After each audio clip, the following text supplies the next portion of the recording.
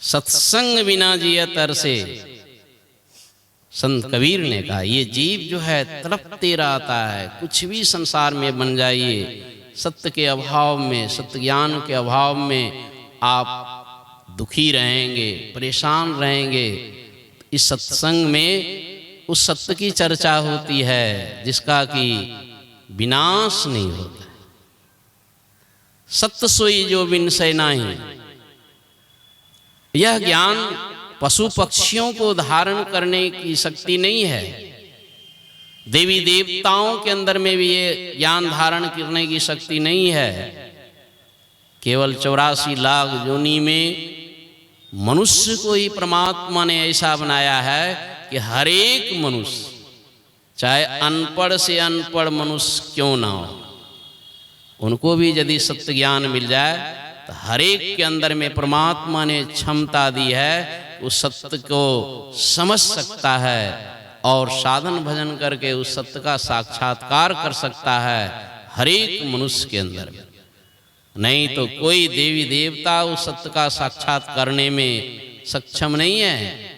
यहाँ तक कि गोस्वामी तुलसीदास जी महाराज ने तो एकदम खोल करके लिख दिए हैं रामचरितमानस में, जग पेखन तुम देख निहारे, विधि हरि शंभु नचावन हारे, तेऊ ना जाने मरम तुम्हारा, और तुम्हीं को है जानन हारा। देवताओं के भी मालिक जो हैं ब्रह्मा विष्णु महेश, इनकी भी उत्पत्ति जड़ मंडल से है, असत्य मंडल से है। उनको भी उस सत्य का ज्ञान कहते हैं, तेऊ न जाने मरम तुम्हारा, और तुम्हीं को है जानन हारा, और कौन जानने वाला है। इसलिए बड़े भाग्य से हम सबों को मनुष्य का शरीर मिला है।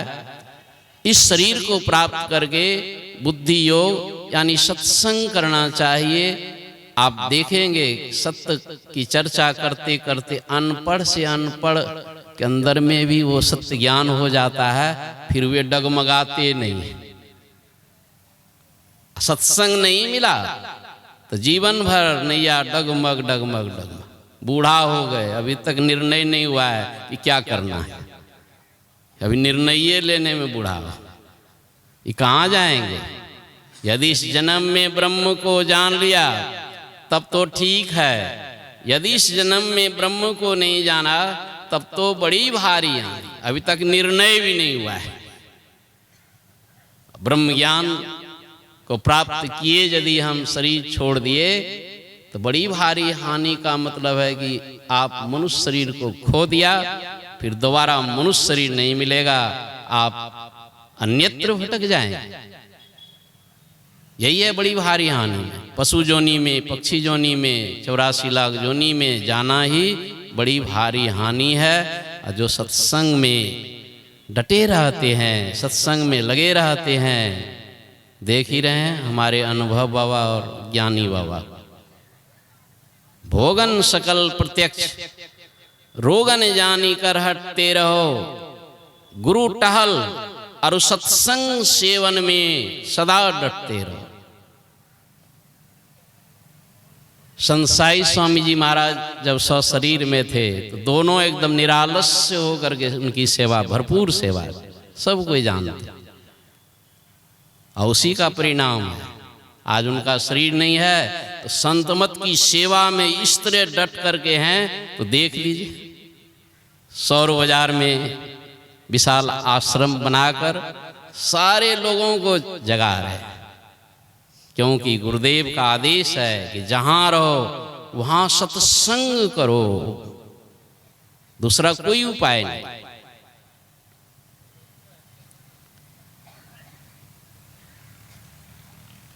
संतमत की सेवा करना, सत्संग की सेवा करना, यही गुरु की सेवा करना है, संत की सेवा करना है। देवी देवताओं की सेवा, ब्रह्मा विष्णु महेश की सेवा, हर एक प्राणियों की सेवा केवल सत्संग सेवन से हो जाता है।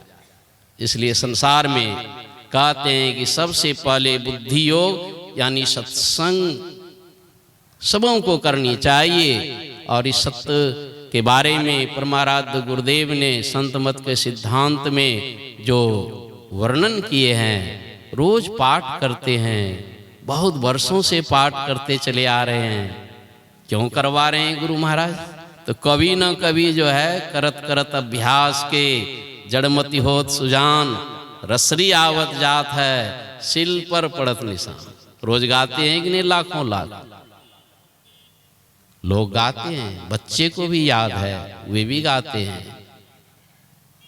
जो परम तत्व आदि अंत रहित, कहीं कहीं मिस्टेक भी हो जाता है, पुराने सत्संगी वर्षों से गलती ये गा रहे। क्या गा रहे थे? जो आदि अंत क्या है? रहित है ना, वो कहते थे सहित।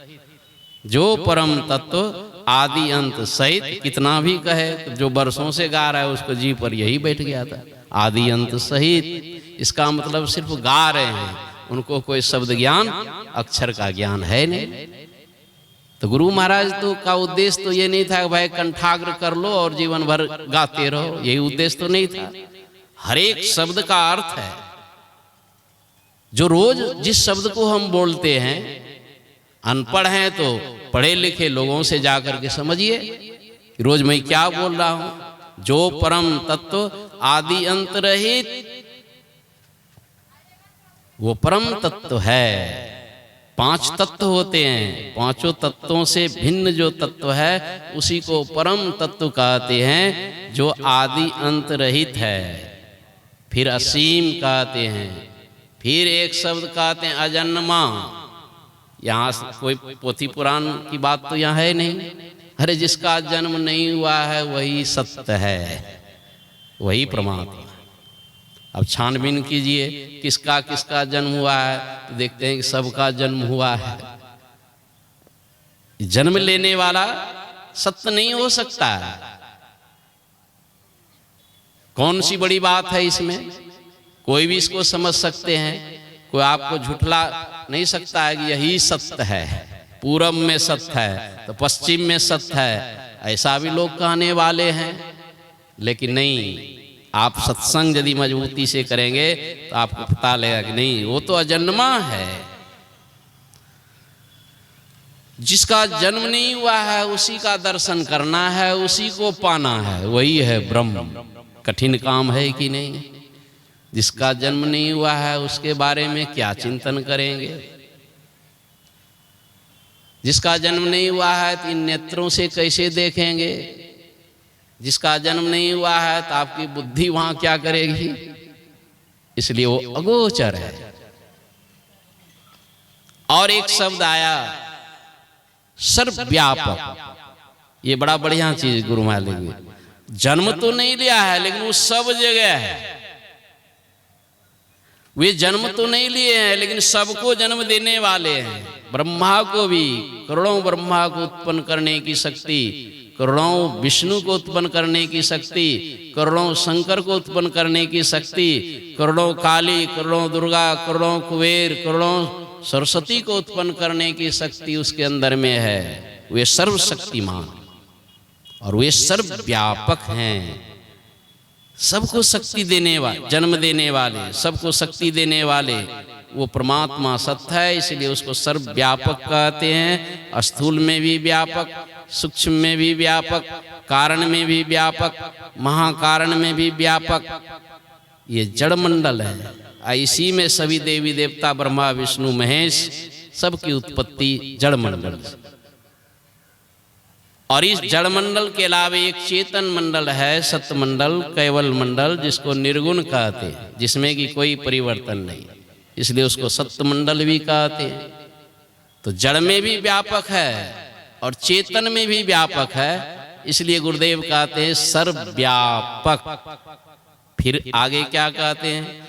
ना जड़ जहाँ है ना चेतन है, सर्वव्यापकता के भी परे है, उसे ही सर्वेश्वर सर्वाधार मानना चाहिए। बहुत लोगों को याद है। अब पहले तो गुरु महाराज के समय में जब तक याद नहीं करते थे लोग, दीक्षा नहीं दी जाती थी।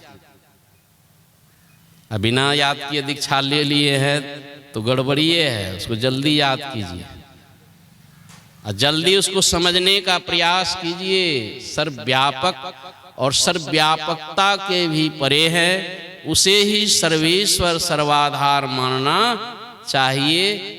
अब देखिए सर्वव्यापक है तो कहीं भी एक तिल उससे खाली नहीं है, हमारे अंदर भी है, बाहर भी है, सब जगह है। लेकिन ना बच्चे को दर्शन होता है, ना जवान को दर्शन होता है, ना बूढ़े को दर्शन होता है, ना अनपढ़ को, ना विद्वान को, ना स्त्री को, ना पुरुष को, सब जगह है लेकिन किसी को दर्शन नहीं। यही खेल है माया का। है नेरे सूझत नाही ल्यानत ऐसो जिंद, तुलसी या संसार को भयो मोतियावी। संसार में जितना भी है सबको मोतियाबिन की बीमारी है। ये नहीं सोचिए जो मर के चला गया उसका बीमारी छूट गई। कहीं भी हैं, किसी लोकांतर में हैं, शरीर मरता है, मन नहीं मरता है। सूक्ष्म लोक में चले जाइए, ऊंचे से ऊंचे लोक में चले जाइए, जहाँ मन है समझ लिए सब के सब मोतियाबिन की बीमारी से ग्रसित है। उसी का इलाज करने का सुंदर अवसर परमात्मा ने दी है। मनुष्य शरीर मिला है और ये सत्संग मिला है। इन सारी बातों को सबों को सत्संग में आ करके अच्छी तरह सुन करके समझ लेना चाहिए। जब समझदारी हो जाएगी ठीक ठीक तब व्याकुलता होगी। ये नहीं तो दीक्षा ले लिए हैं, कोई व्याकुलता नहीं, ब्रह्म मुहूर्त में भी सोए हुए, निट्ठा नहीं, समझदारी नहीं। व्याकुलता होने के बाद वे एकदम लगे रहते हैं, कभी आलस नहीं करते हैं। भोजन छूट जाए तो छूट जाए, भजन नहीं छोड़ते, निरालसी। क्या करना है भाई? तो मानस योग, अति पावन गुरु मंत्र, मने मन जाप जपो, उपकारी गुरु रूप का मानस ध्यान थपो। भजन भेदी जो दीक्षित हैं उनको तो मालूम ही है, एक नाम का जप करना, एक रूप का ध्यान करना। जो कोई पवित्रता पूर्वक ईमानदारी से इस मानस जप और मानस ध्यान को करते हैं, उनका मन जो है संसार के सभी नाम रूपों से छूटकर एक नाम और एक रूप में स्थिर हो जाता है। बड़ा मन का सिमटा होता है और उसके अंदर में बहुत शक्तियां आ जाती है। जो भारत सरकार के पास वो कोई नौकरी नहीं है, पूरे संसार में वो नौकरी नहीं है। केवल कोई अपने बच्चे को पढ़ा लिखा करके नहीं, या नहीं भी पढ़े लिखे हैं, केवल मानस ध्यान करा दीजिए, गुरु की मूर्ति हृदय बसाइए, जो इच्छा है सोई फल पाइए। है भारत सरकार के पास नौकरी, जो चाहेंगे सब हो। ये अध्यात्म विद्या है, थोड़ा सा मन सिमटा है, लेकिन इतना ही से काम पूरा होने वाला नहीं है, क्योंकि जिस रूप का हम ध्यान करते हैं ये रूप भी नश्वर है। गुरु महाराज कहते कोई रूप को ना देखूं, एक बिंदु सब में पेखूं, ऐसी सूरत सिमटा दो। यही वेद भगवान ने कहा कि ज्योति योग करो, उसमें कोई रूप नहीं। तुमरे ज्योति स्वरूप तुमरे धुन रूपा, परखत रहूं गुरु निश दिन करूं दयानुपा। दिन रात कहते हैं कि ज्योति रूप का दर्शन कीजिए, उसमें मन का पूर्ण सिमटा हो जाता है, एक बिंदुता को प्राप्त कर लेते हैं। उनकी चढ़ाई पिंड से ब्रह्मांड में हो जाती है, वहीं ब्रह्मांडी शब्द भी वे सुनते हैं।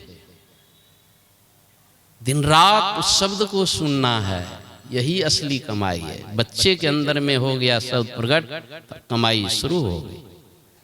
जवान के अंदर में यदि शब्द प्रकट हो गया तो वहीं से कमाई उसी दिन से शुरू हो गई। वृद्ध के अंदर में वो शब्द प्रकट हो गया तो वहीं से असली कमाई शुरू हो गई।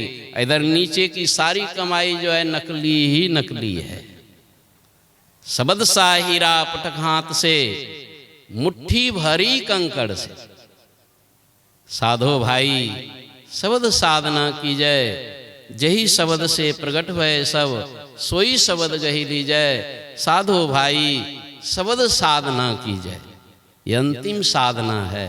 संत मत में जो भाग्यवान होंगे, जो वर्षों अभ्यास करते हैं, निरंतर अभ्यास करते हैं, थोड़ी सी भी दृष्टि टिक जाती है तो उनको चाहिए कि शब्द भेद सीख ले और निरंतर अभ्यास करें। बहुत लोग शिकायत करेंगे हमारी दृष्टि तो टिकती नहीं है, बूढ़ा हो गए, कमजोर हो गए हैं, रोगी हो गए हैं, अब आसन भी नहीं जमता है। तो गुरु महाराज के एक प्रवचन में मैंने पढ़ा, वर्षावास महर्षि में धाम मनियारपुर में जो होता है, पहले तो 3 महीने होते थे, कुछ महात्मा लोग इसमें लग करके कहा कि नहीं 3 महीना बहुत है, 2 महीना। मैं महात्मा का नाम नहीं लूँगा, 2 महीना ठीक है, तो 2 महीना चल रहा है। तो प्रत्येक दिन जो है गुरु महाराज का प्रवचन पढ़ा जाता है।